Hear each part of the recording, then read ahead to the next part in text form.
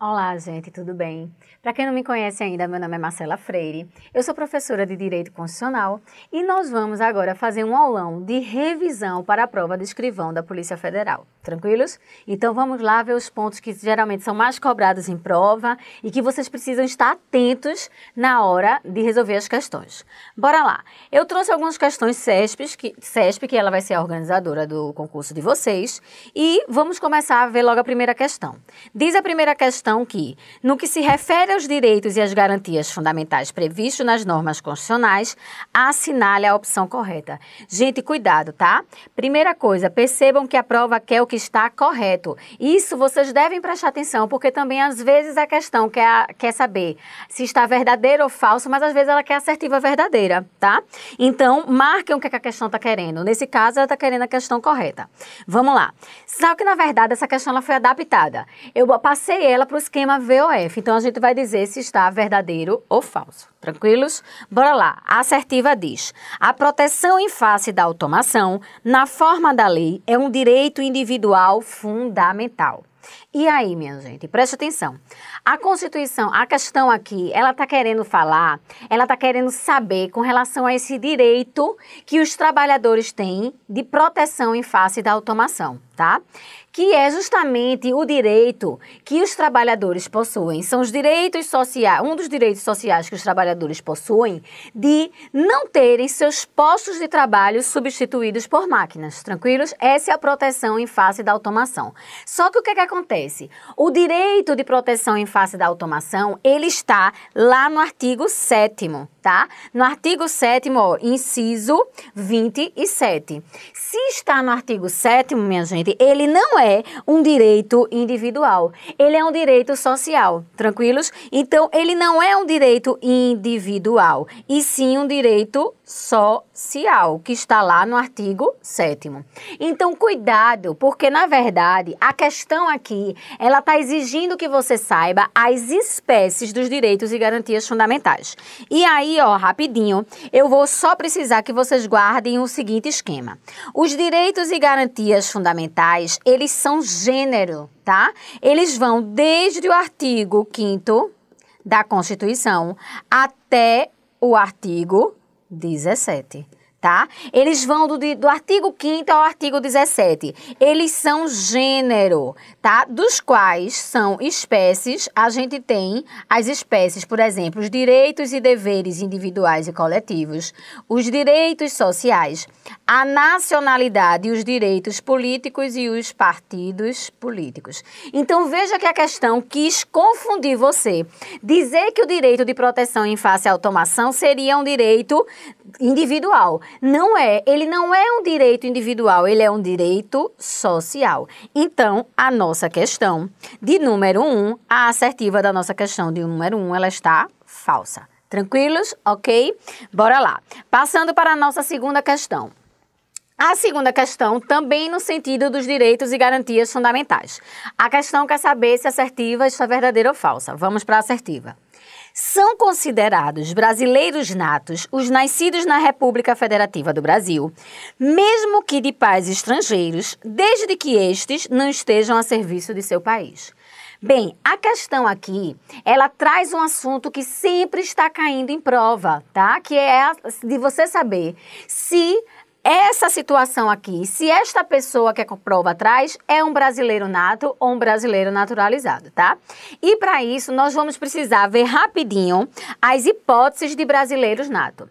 Lembrando que, quando a gente fala em brasileiro nato, a gente fala na nacionalidade originária ou primária, tá? Que, via de regra, no Brasil, ela é determinante pelo critério do ius soli. Só aqui para vocês guardarem o critério do ius soli. É o critério que prevalece, não é o único, é o que prevalece no Brasil para se determinar a nacionalidade originária ou primária. O que é que o critério do ius soli diz? Ele diz que será brasileiro nato aquele que nascer na República Federativa do Brasil, os nascidos no Brasil, que é justamente o que a gente tem aqui, ó, nessa nossa primeira hipótese, quando fala são brasileiros natos os nascidos no Brasil E continua a Constituição, ainda que filhos de pais estrangeiros. Então, quem nasce no território brasileiro, quem nasce no Brasil, é considerado brasileiro nato,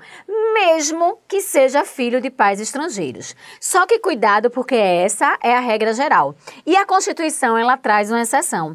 Ela diz, olha, desde que, ela diz, vai ser brasileiro nato, nascidos no Brasil, ainda que filhos de pais estrangeiros, desde que esses pais não estejam a serviço do seu país. Então, cuidado aqui com essa exceção. O que a Constituição está querendo dizer é o seguinte, olha, nasceu no território brasileiro, via de regra por causa do critério do ius soli, que é a regra no Brasil. Quem nasce no território brasileiro é brasileiro nato, ainda que seja filho de pais estrangeiros. Só que o que acontece? Se essa pessoa que nasce no Brasil e que é filha de pais estrangeiros nasce aqui porque algum dos seus pais estão a serviço do seu país, aí a Constituição passa para trazer uma exceção. Ela diz, essa pessoa não será brasileiro nato. Então, cuidado com isso. Os nascidos no Brasil, filhos de pais estrangeiros, em que esses pais estejam aqui no Brasil por estarem a serviço do seu país, essa pessoa que nascer aqui não será brasileiro nato. Na verdade, ela não será nem brasileira, ela será estrangeira. Tranquilo? Tranquilo, foi ótima. E o que é que acontece? Então, a primeira regra que a gente tem é, são brasileiros natos os nascidos no Brasil. Segunda situação de brasileiros natos, que é o oposto dessa exceção que a gente viu agora, é a contrapartida, diz a Constituição. Serão brasileiros natos os nascidos no estrangeiro de pai ou mãe brasileira, desde que qualquer deles estejam a serviço do Brasil. Cuidado, porque aqui a Constituição, ela está querendo assegurar que os filhos de brasileiros, de pai ou mãe, aqui cuidado, não precisa ser os dois brasileiros, não precisa ser o pai e a mãe. Basta um dos dois ser brasileiro, ou o pai ou a mãe. Se o filho desse pai ou mãe brasileira nasce lá no estrangeiro, porque o seu pai ou a sua mãe está a serviço do Brasil, aí diz a Constituição, essa pessoa, apesar de não ter nascido no território brasileiro, de não ter se utilizado do critério do ius soli, ela será brasileiro nato. Aqui é o que a gente chama de estar usando o critério do ius sanguine, que é o critério do sangue, que aqui envolve caráter hereditário. Ele vai herdar a nacionalidade dos seus ascendentes, tá certo? E aí, aqui, como a gente tem a questão dele ser filho de pai ou mãe brasileira, tem também a questão do critério formal, que é estar a serviço, critério funcional de estar a serviço do Brasil. Tá? E aqui com estar a serviço do Brasil, o que significaria estar a serviço do Brasil para fins de determinar que aquela pessoa que não nasce no território brasileiro vai ser brasileiro nato. Aí o STF já disse, olha, se considera a serviço do Brasil aquele que está a serviço da administração pública brasileira, tranquilos? Então, ó, estar a serviço do Brasil significa estar a serviço da administração pública brasileira. E aí vocês sabem, vocês estudam em administrativa, a administração pública, ela se subdivide em direta e indireta. E aqui abarca toda a administração pública, tranquilos? Cuidado, porque uma pessoa que esteja a serviço de uma empresa privada brasileira lá fora, essa pessoa que nasce lá fora e os pais estejam lá porque estão a serviço dessa empresa brasileira privada, não será brasileiro nato, tá? Então, a primeira situação que a gente viu, brasileiros natos, os nascidos no Brasil. Segunda situação, os que nasçam no estrangeiro, que seja filho de pai ou mãe brasileira e nasce lá porque qualquer um deles está a serviço do Brasil. Vamos para a terceira situação de brasileiros natos, diz a Constituição, que serão brasileiros natos os nascidos no estrangeiro de pai ou mãe brasileira, desde que sejam registrados em repartição brasileira competente ou venham a residir na República Federativa do Brasil e optem em qualquer tempo depois de atingida a maioridade pela nacionalidade brasileira. Preste atenção nisso aqui. Essa hipótese de brasileiro nato é uma hipótese que é muito cobrada em prova e costuma pegar muita gente. Por quê? Porque quando a gente fala em nacionalidade originária, aqui no Brasil a gente tem brasileiro nato, a gente tem como regra a não necessidade de opção. Porque vejam, olha, no primeiro caso, é brasileiro nato, os nascidos no Brasil, não houve opção. Nasceu no território brasileiro, vira brasileiro nato. Ou então, na segunda situação, nasceu do estrangeiro, filho de pai ou mãe brasileira, porque aqueles pais, um dos dois, está a serviço do Brasil. Vejam que também não houve questão de opção. Mas, apesar de a regra da nacionalidade brasileira para se adquirir a nacionalidade brasileira, seja, não haver opção, essa situação aqui, a terceira hipótese de brasileiro nato, é uma hipótese que vai requerer uma opção. Veja o que a Constituição diz aqui, vamos prestar bastante atenção. Que vai ser brasileiro nato, os nascidos no estrangeiro de pai brasileiro ou mãe brasileira, desde que sejam registrados em repartição brasileira competente, é a nossa primeira situação, ou esses nascidos no estrangeiro de pai ou mãe brasileira, que venham a residir no Brasil e optem a qualquer tempo, depois de atingida a maioridade pela nacionalidade brasileira. Então, vejam que nessa terceira situação, que na verdade envolve duas opções, tem a necessidade de se declarar que se quer adquirir a nacionalidade brasileira, realmente de se optar. Na primeira, esse nascido no estrangeiro, filho de pai ou mãe brasileira, que estão lá fora, tem que procurar uma repartição brasileira competente para registrar. Então, veja que precisa de um ato de opção. Tranquilos?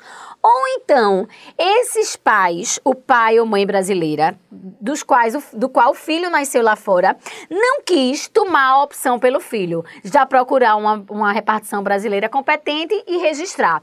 Vamos dizer que os pais não quiseram isso, quiseram deixar para o filho optar se ele vai querer adquirir a nacionalidade brasileira, ser brasileiro nato. Então, diz a Constituição que se essa pessoa que nasceu lá fora, filho de pai ou mãe brasileiro, vier a residir no Brasil e depois que ele atinja a maioridade, ele pode a qualquer tempo optar pela nacionalidade brasileira. Então, cuidado com os requisitos. Vejam, essa situação aqui é aquele filho de pai ou mãe brasileira que nasce lá fora ou porque os pais estão a passeio, ou então porque moram lá fora. Mas vejam, não é a serviço do Brasil. Porque se for a serviço do Brasil, no caso da segunda hipótese que a gente tem aqui, que a gente acabou de falar, essa daqui, a segunda hipótese de brasileiro nato, não precisa de opção. Nessa daqui em que os pais estão lá fora e o filho nasce lá fora, mas não é por estarem a serviço do Brasil, tem que procurar a repartição brasileira competente para registrar a criança e ela adquirir a nacionalidade originária brasileira, tá? Ou então os pais não quiseram fazer isso, deixaram para o filho optar. Então esse filho de pai ou mãe brasileira que nasce lá fora, uma vez completando a maioridade e tendo residido no Brasil, e vejam, cuidado que a Constituição não botou prazo para essa residência, tá? A Constituição disse que basta que ele resida no Brasil, tá? Então, ele vindo a residir no Brasil e ele adquirindo a maioridade, ele vai ter a qualquer tempo o direito de optar por adquirir essa nacionalidade brasileira. Então, cuidado com a questão de prova, que coloca aqui: será brasileiro nato os nascidos no estrangeiro de pai brasileiro ou mãe brasileira que venham a residir no Brasil e optem a qualquer tempo por adquirir a nacionalidade brasileira. Veja, essa assertiva, ela está falsa, porque não é a qualquer tempo que esse filho de pai ou mãe brasileira que nasceu lá fora e vem a residir no Brasil pode optar pela nacionalidade brasileira. Ele vai poder optar pela nacionalidade brasileira a qualquer tempo, mas depois que ele tenha atingido a maioridade. Então, ele só passa a ter capacidade de optar por essa nacionalidade brasileira depois que ele atinge a maioridade. Aí, atingida a maioridade, a partir daí, a qualquer tempo, ele pode optar por adquirir a nacionalidade brasileira. Tranquilos? Essas hipóteses de brasileiros natos. E cuidado, qual é a pegadinha da prova aqui com relação a essa terceira situação que a gente está vendo aqui? Que como exige opção, a prova vai querer induzir vocês a ser uma hipótese de brasileiro brasileiro naturalizado, tá certo? E não é. Apesar de serem situações que necessitam de uma opção, de um ato de vontade, ela é uma hipótese de brasileiro nato. Tranquilos? E vejam, as hipóteses de brasileiro nato estão lá no artigo 12, inciso 1º. Tranquilos? Então, voltando aqui para a nossa questão, a questão estava dizendo o seguinte, ó, são considerados brasileiros natos, ele quer saber se é brasileiro nato, os nascidos na República Federativa do Brasil, ou seja, nascidos no Brasil, mesmo que de pais estrangeiros, tá certo? Desde que estes quem? Seus pais, não estejam a serviço de seu país. Então, a nossa assertiva da questão 2 está verdadeira. Realmente, esse brasileiro, essa pessoa aqui que nasce na República Federativa do Brasil, ainda que seja filho de pais estrangeiros, vai ser brasileiro nato desde que esses seus pais não estejam a serviço do seu país. Tranquilos? Ok. Vamos para a nossa questão de número 3. A questão do número 3 ainda vem falando de direitos e garantias fundamentais. Vamos para a assertiva, saber se ela está verdadeira ou falsa.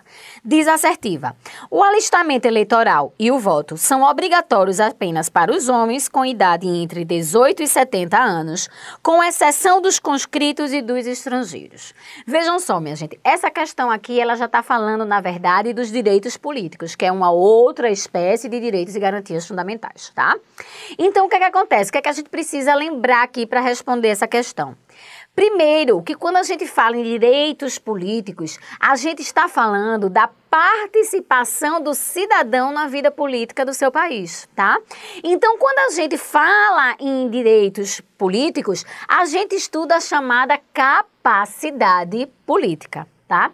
E essa capacidade política, ela pode ser uma capacidade ativa, que é chamada de alistabilidade, capacidade ativa ou alistabilidade, que é justamente a capacidade que o cidadão tem de tirar título de eleitor, de se alistar e também tem de votar. Ao mesmo tempo, a capacidade eleitoral também pode ser passiva. Na capacidade eleitoral passiva, a gente tem a chamada elegibilidade, que é a capacidade não mais de votar e de se alistar, e sim a capacidade de ser votado, de se candidatar e de se eleger. Tranquilos? Então, guardem que a capacidade eleitoral, ela é ou ativa, que é a alistabilidade, capacidade de votar e de se alistar, de tirar título de eleitor, ou então ela é a capacidade eleitoral passiva, que é a elegibilidade, que é a capacidade de ser votado, de se candidatar e de se eleger. Tranquilos? Então, vamos lá. A questão, ela quer saber se o alistamento eleitoral e o voto são obrigatórios apenas para os homens. Quando ela fala em alistamento eleitoral e voto, ela quer a capacidade eleitoral ativa. E com relação à capacidade eleitoral ativa, diz a Constituição o seguinte, olha, a Constituição vai dizer que a capacidade eleitoral, que a soberania é popular, que na hora de exercer os direitos políticos, quem é o titular do poder é o povo. Então, a soberania é popular, e diz a Constituição, a soberania popular, ela é exercida por meio do chamado sufrágio universal. Então, cuidado, porque a gente tem o sufrágio universal, que significa que vai poder votar, vai ter direito de votar, de exercer capacidade eleitoral ativa, todos aqueles que preenchem os requisitos da lei. Não é mais no Brasil, não existe mais o chamado sufrágio censitário ou o sufrágio de acordo com o sexo. Como seria isso? Esse sufrágio de acordo com o sexo, por exemplo, aconteceu antigamente no Brasil, onde apenas os homens poderiam votar e as mulheres não votavam. Não é mais o caso. Hoje, o sufrágio no Brasil, ele é universal. Significa que todos aqueles que preencheram os requisitos da lei podem votar. Tranquilos? Então, vejam que, bora lá, vamos voltar para a questão. O alistamento eleitoral e o voto são obrigatórios apenas para os homens. Isso aqui já nos faz ficar de orelha em pé. Porque não existe mais isso de ser só para os homens ou só para as mulheres, tá? E aí ele diz, olha, ele quer saber quando é que esse sufrágio, ele é obrigatório. E aqui, ó, vamos pular um pouquinho aqui, depois a gente volta para a questão. A Constituição, quando ela fala da capacidade eleitoral ativa, ou seja, a alistabilidade, como eu já expliquei para vocês, ela vai subdividir essa alistabilidade em obrigatória ou facultativa. A alistabilidade de voto, ou seja, a capacidade eleitoral ativa, para alguns ela é obrigatória e para outros ela é facultativa. E isso a prova gosta de cobrar, tá? De que você saiba para quem é obrigatório o voto e o alistamento e para quem é facultativo. E diz a Constituição, olha, o voto e o alistamento são obrigatórios para os maiores de 18 e menores de 70. Então, maior de 18 e menor de 70 tem capacidade eleitoral ativa obrigatória, porque o alistamento e o voto são obrigatórios. Por sua vez, diz a Constituição, a capacidade eleitoral ativa, ela vai ser facultativa para os maiores de 16 e menores de 18, para os analfabetos e para os maiores de 70, tá? Então, vejam, vai ser facultativo se alistar e vai ser facultativo voltar. Para quem no Brasil? Para quem tiver entre 16 e 18 e quem tiver mais de 70, além de que os analfabetos, tá? Cuidado, minha gente, por favor, com os analfabetos no Brasil. Deixa eu chamar a atenção para os analfabetos, porque ele cai em prova e pega muita gente. Porque a Constituição, ela disse o seguinte, olha, os analfabetos, a gente está vendo aqui, eles têm capacidade eleitoral ativa, de se alistar e votar, mas é uma capacidade eleitoral ativa facultativa. Tranquilos? Eles vão tirar título de eleitor e votar se quiserem.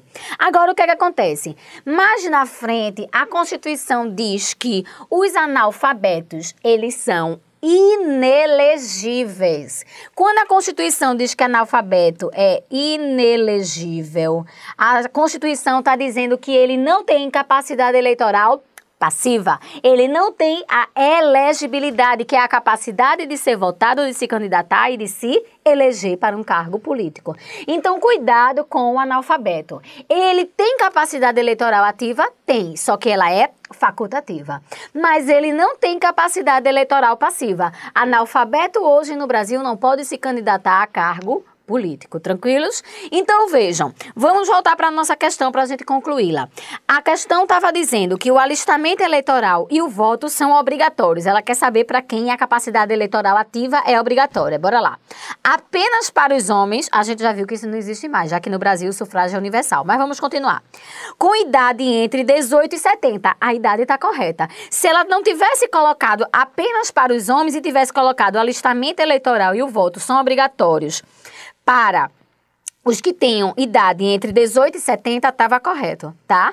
Então, ela ficou incorreta, assertiva, no momento em que ela restringiu aos homens. E vamos ver o restinho. Ela fala assim, com exceção dos conscritos e dos estrangeiros, tá? Com relação aos conscritos e estrangeiros, a gente precisa lembrar que conscrito e estrangeiro, a Constituição diz que eles são inalistáveis, tá?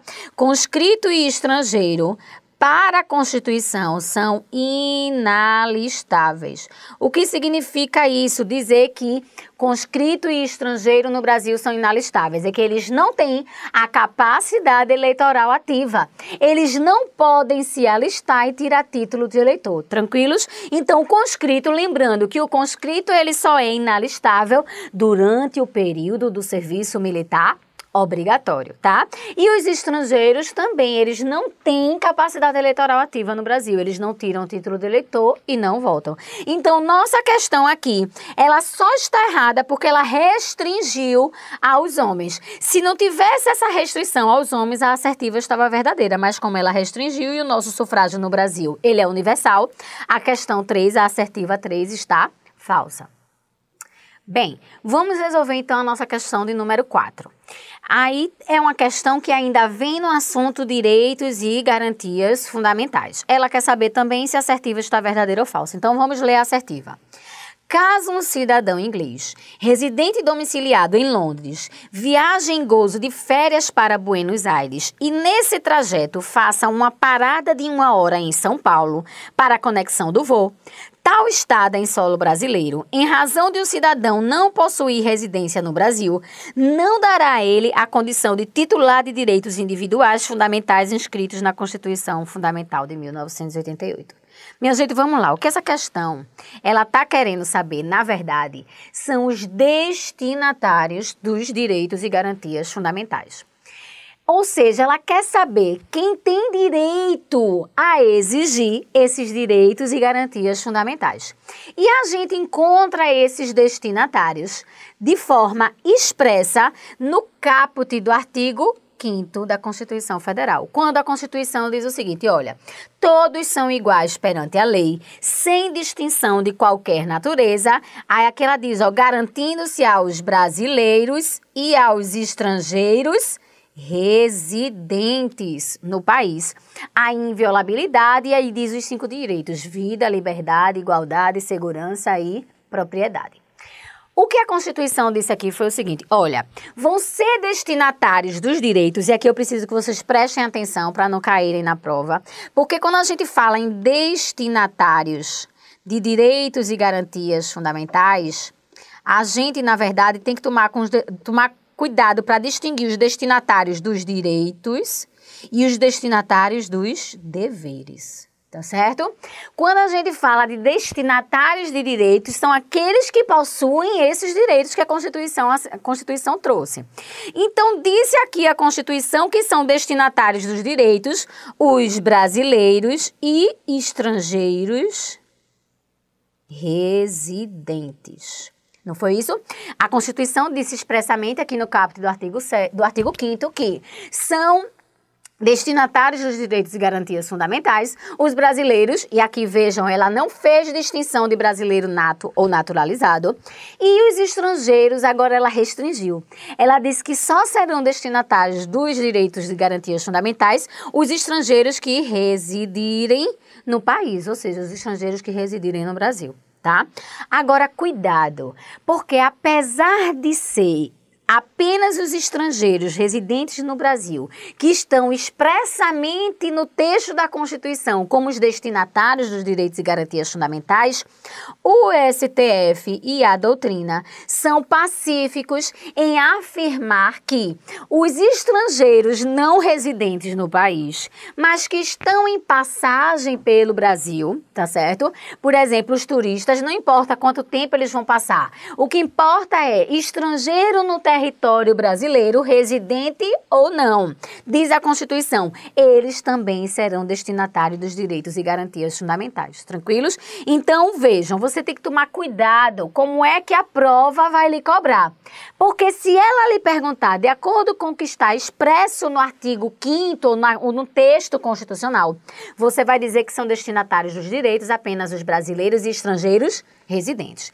Agora, se ela perguntar se esses direitos e garantias fundamentais se aplicam também a estrangeiros não residentes, aí você vai dizer que sim, porque o STF já é pacífico com relação a esse entendimento e a doutrina também.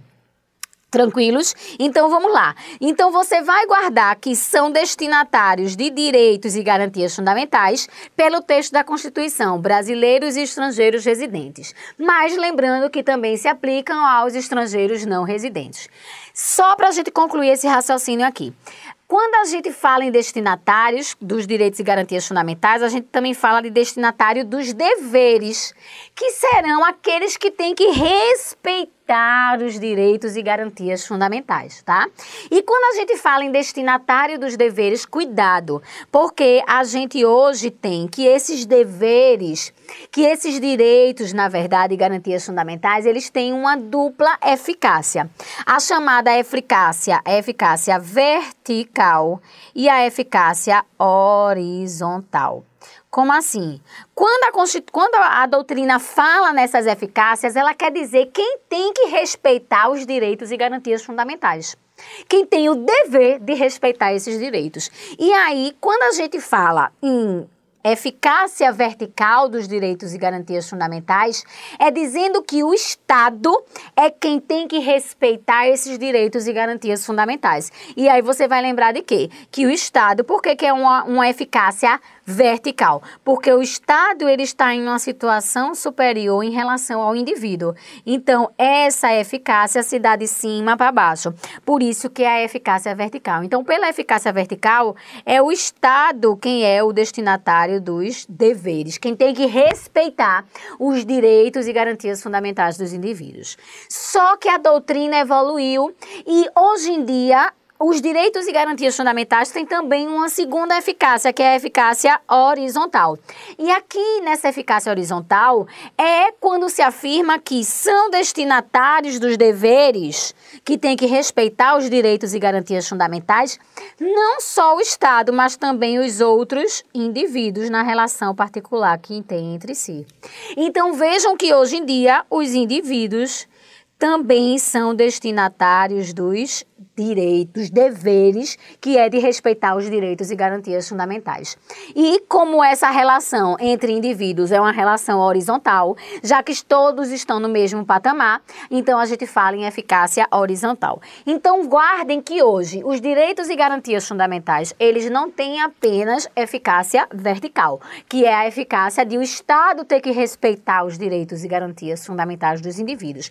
Mas hoje em dia eles também têm eficácia horizontal, que é um indivíduo tem que respeitar os direitos dos demais. Tranquilos? Então façam bem essa distinção na hora da prova. Destinatários de direitos, aqueles que têm os direitos e garantias fundamentais assegurados na Constituição. De forma expressa, os brasileiros e estrangeiros residentes, mas lembrando que se aplica também aos estrangeiros não residentes. E os deveres, hoje em dia, a gente tem como destinatário dos deveres tanto o Estado quanto os indivíduos. Tranquilos? Vamos voltar para a nossa questão, então. Disse a questão o seguinte, vamos analisá-la com calma. Caso um cidadão inglês, ele é inglês, tá? Então ele é estrangeiro, residente e domiciliado em Londres, então ele não é domiciliado no Brasil, viaje em gozo de férias para Buenos Aires e nesse trajeto faça uma parada de 1 hora em São Paulo para a conexão de voo. Tal escala em solo brasileiro, ele está em solo brasileiro. Em razão de o cidadão não possuir residência no Brasil, não dará a ele a condição de titular de direitos individuais fundamentais escritos na Constituição. Errado. Dá sim, porque a gente viu que hoje também se aplicam esses direitos e garantias fundamentais aos estrangeiros não residentes, aos que estão de passagem.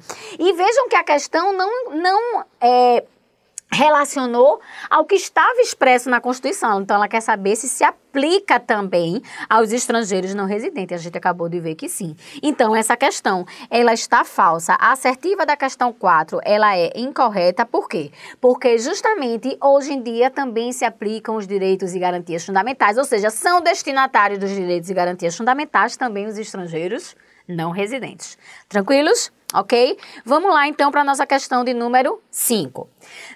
Ainda no sentido dos direitos e garantias fundamentais. O habeas corpus é o remédio constitucional que abriga não só o direito de ir e vir, mas também qualquer outro direito líquido e certo não abrangido por mandado de segurança e habeas data. Gente, vejam só, aqui ele está falando dos chamados remédios constitucionais.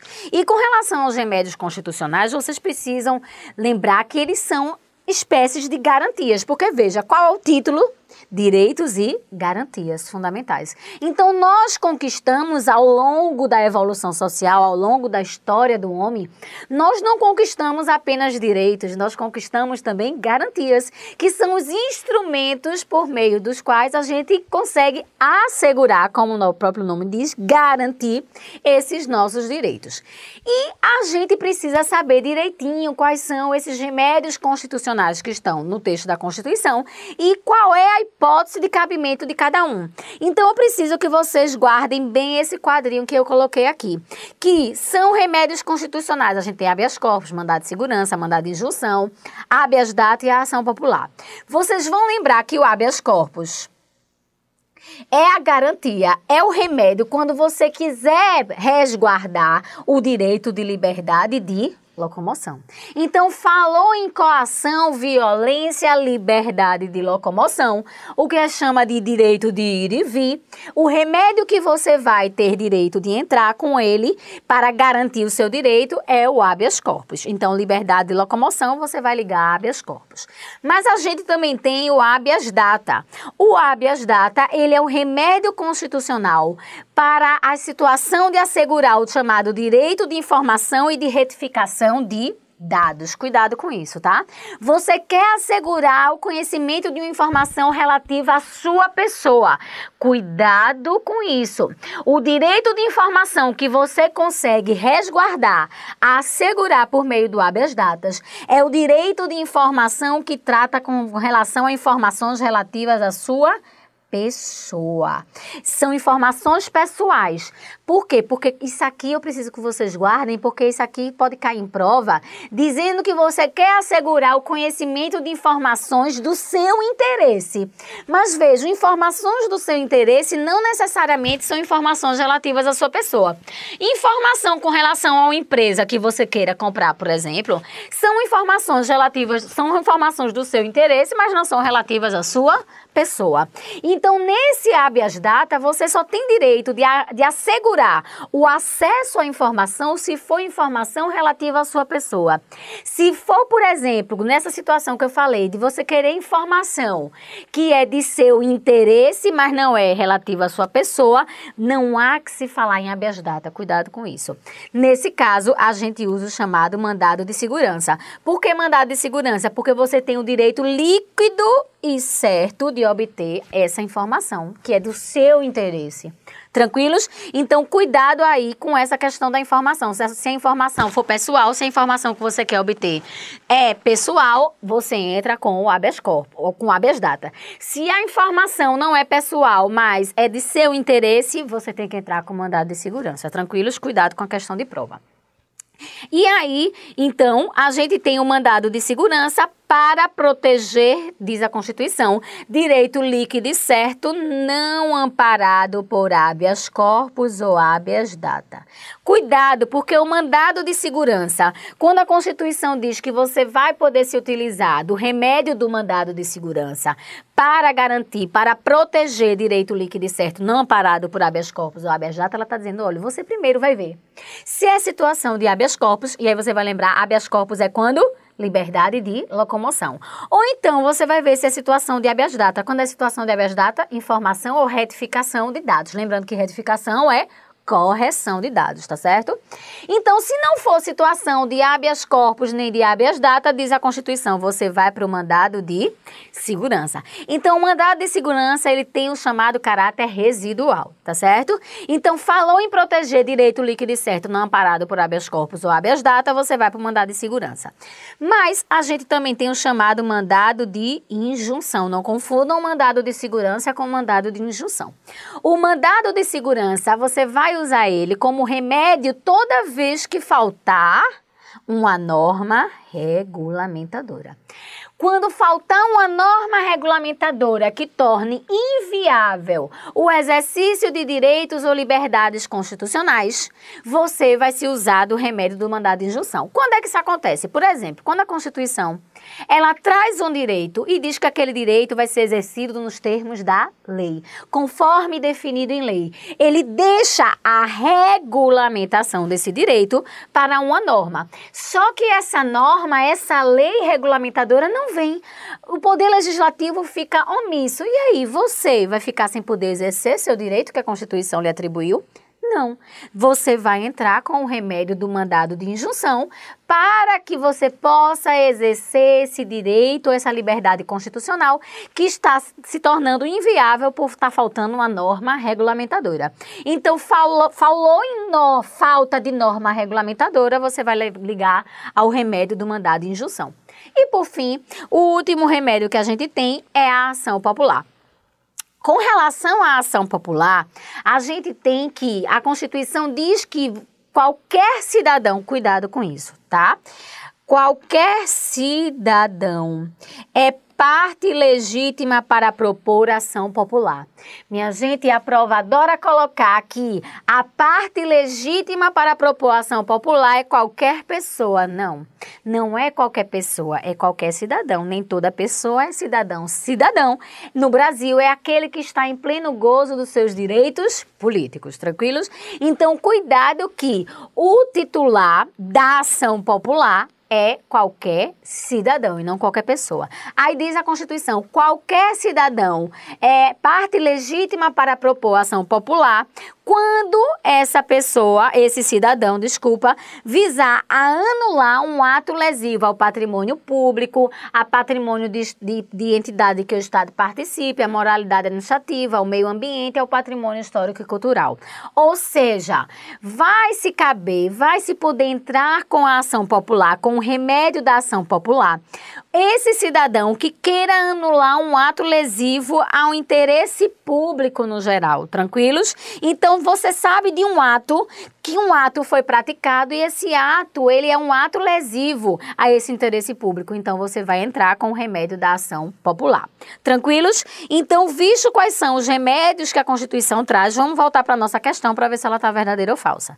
Diz assertiva, então, o habeas corpus, ele está falando de habeas corpus. Quando é que cabe habeas corpus mesmo? Lembre, liberdade de locomoção.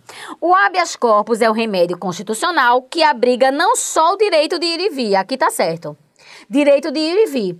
Mas aí diz a Constituição, mas também o habeas corpus abrigaria qualquer outro direito líquido e certo, não abrangido por mandado de segurança ou habeas data, não. Habeas corpus é só para liberdade de locomoção. O que tem caráter residual, a gente precisa lembrar, é o mandado de segurança. Mandado de segurança é que a gente tem, olha, para garantir direito líquido e certo, não amparado por habeas corpus ou habeas datas. Tranquilo? Então, nossa assertiva da questão 5 está falsa, tá? Porque o habeas corpus é só para a hipótese de garantir o direito de ir e vir, de liberdade de locomoção. Tranquilos? Ok? Vamos para a nossa questão de número 6. Essa nossa questão 6, na verdade, ela já sai do campo dos direitos e garantias fundamentais. E nós vamos aqui falar um pouquinho do poder executivo, que é um outro ponto do programa do concurso de vocês de escrivão, tá? Aí diz a questão seguinte: com base na norma constitucional e na doutrina sobre a matéria, julgue os itens seguintes relativos aos poderes legislativo e executivo. Aqui a questão vai se restringir ao poder executivo, que é o que está no programa de vocês. Então, vamos ver o que a assertiva diz. Ela fala o seguinte, olha, as infrações penais comuns praticadas pelo presidente da República deverão ser julgadas pelo STF depois de a acusação ser admitida por 2/3 da Câmara dos Deputados. Vejam só, com relação a isso aqui, eu preciso que vocês guardem direitinho o que está lá no artigo 86 da Constituição. Porque a Constituição ela vai dizer o seguinte, olha, o presidente da República, que é o chefe do Poder Executivo Federal, esse presidente da República, a depender do crime que ele pratique, ele vai ser julgado ou pelo STF ou pelo Senado Federal, tá?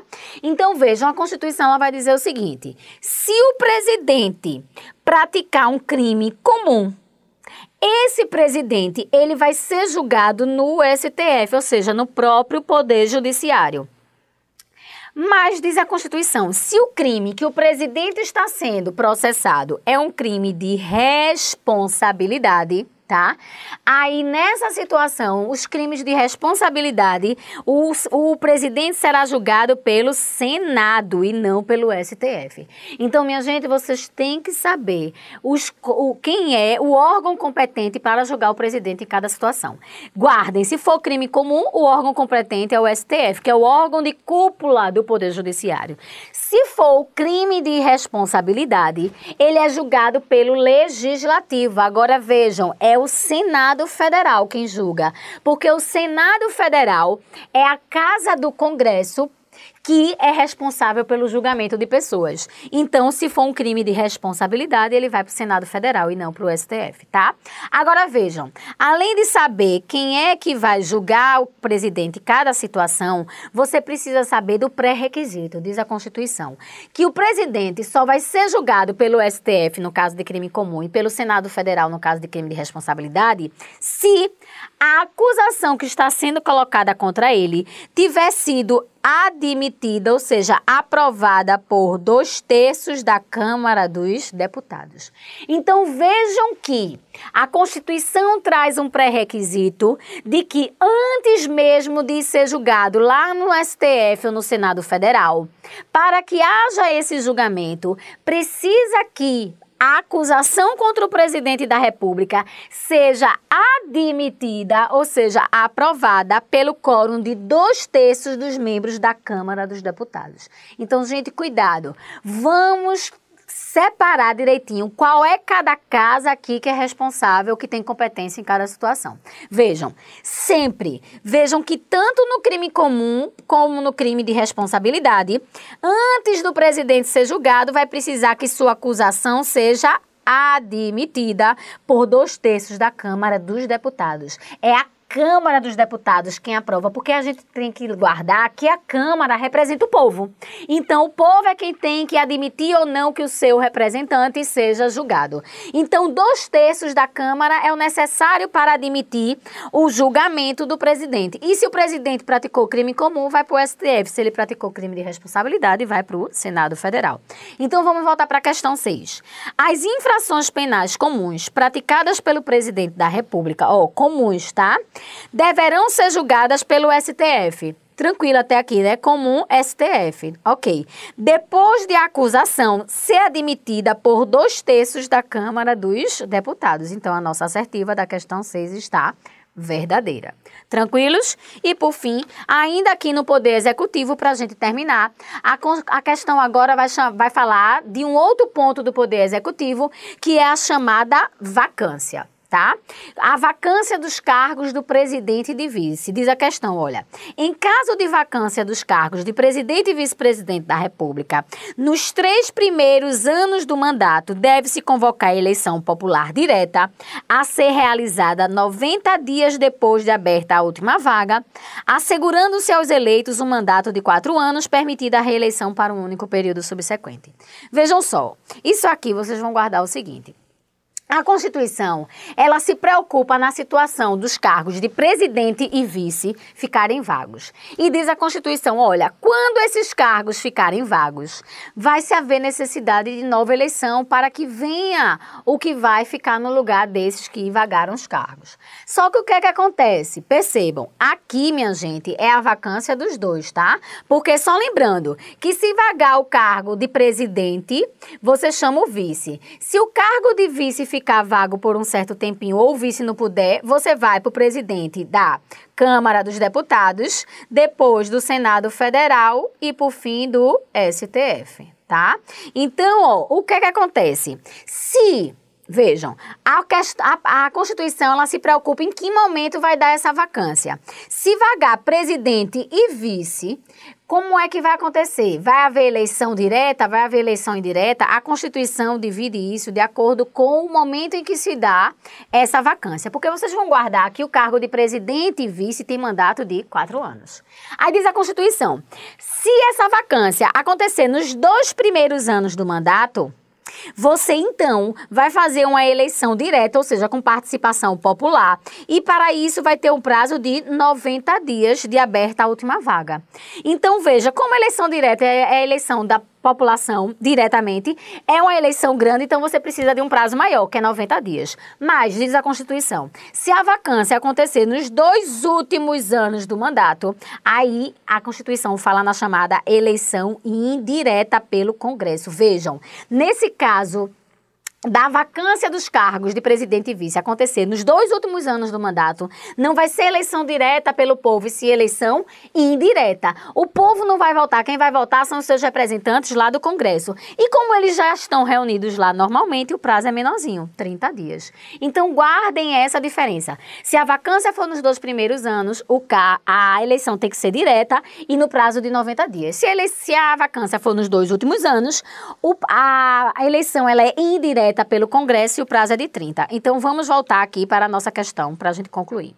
Em caso de vacância dos cargos de presidente e vice-presidente da República, nos 3 primeiros anos do mandato.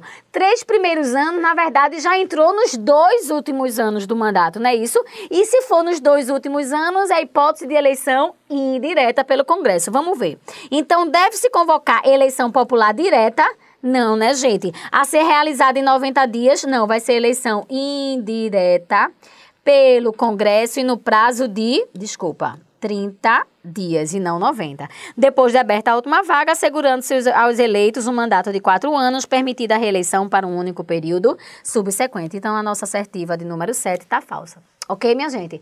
A gente conclui esse nosso primeiro aulão de revisão aqui e vamos ter outros encontros para nós trazermos mais questões de pontos que vocês não podem esquecer na hora da prova, ok? Força aí nos estudos nessa reta final e a gente se encontra em breve. Tchau!